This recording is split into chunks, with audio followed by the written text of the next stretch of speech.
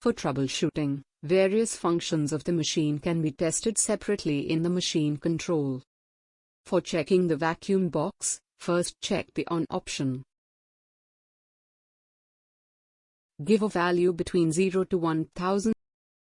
Click the vacuum control to check if it's working. Tool changer functionality and auto centering of the nozzle can also be verified in this page.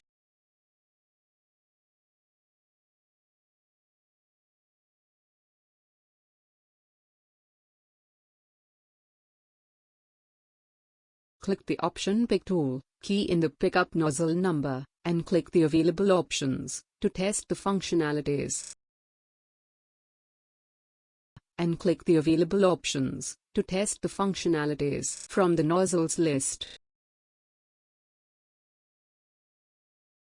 Select the up camera to see the nozzle aligning.